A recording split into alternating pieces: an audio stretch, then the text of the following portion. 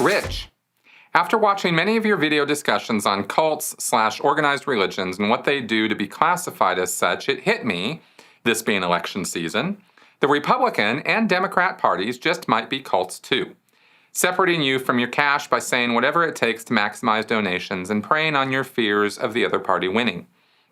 Your thoughts? And if they are cults, they are sworn enemy cults of each other. How weird would that be? Okay, well, I will agree that the Democrats and the Republicans are cults, and I will hearken back to how cult comes from culture. And this is a conversation John Atack and I had fairly recently about this. I'm not saying, by the way, let me clarify right away, I'm not saying the Democrats and the Republicans are destructive cults. Big difference.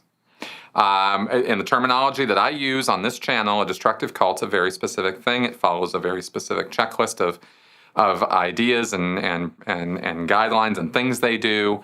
And the Democrats and the Republicans are not that. They're not like Scientology. They're not like the Mormons or these other, or NXIVM even, or martial arts cults or something.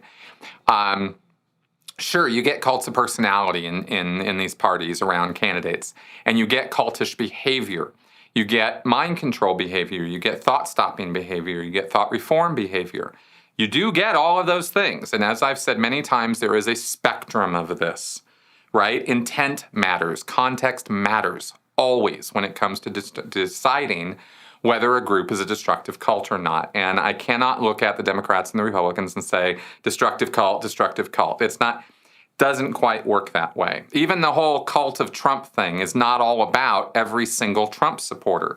And the people who get their panties in a wad about that, at this point, I just kind of lose my patience because I've said it so many times.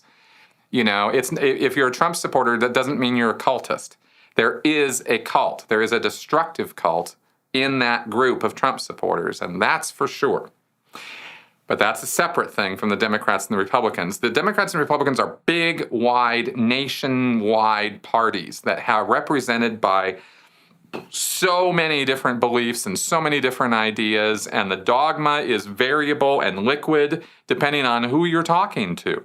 How is that a cult, right? I mean, depends on who you talk to is what the interpretation of the whole thing is. And there are some wide differences of opinion within these parties, and you are perfectly free to express your opinion in these parties, and you are perfectly free to go form your own party or to leave the party you're part of, and they're not going to stalk and harass you. They're not going to follow you around and tell you how awful you are that you used to be a Democrat and now you're a Republican. My God, what the hell is wrong with you? Sure, you'll get some social media grief, but if you guys think social media grief is abuse, that's not how this works. That's not stalking and harassing. If the sum total of the threat from Scientology was some tweets or some nasty Facebook comments in my direction, then we wouldn't be having this discussion. I wouldn't even have a channel, So, so we have to be a little bit clear here about when we talk about abusive, destructive cults, the level that we're talking about. Democrats and Republicans aren't that. Most of their arguments are in the theater of ideas. They're not even coming to fisticuffs that often.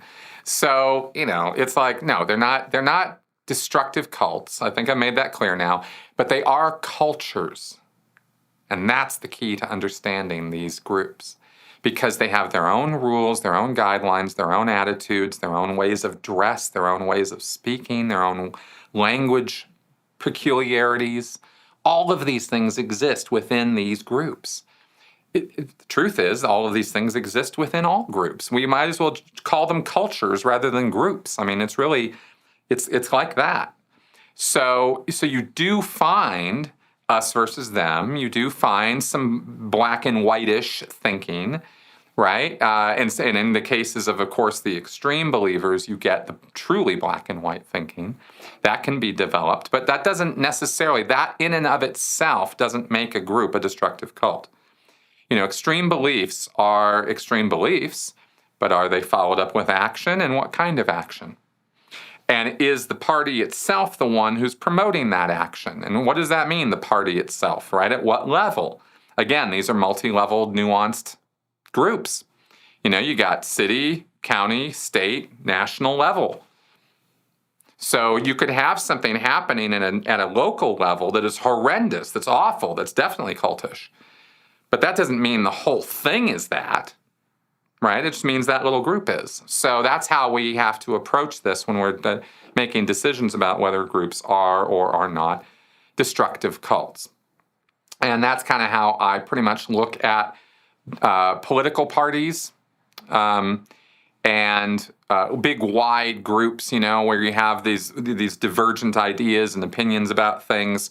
You have the freedom of thought and freedom of expression in these groups to have those things, and that alone makes them not destructive cults. It's just they're just groups of people, and there you go.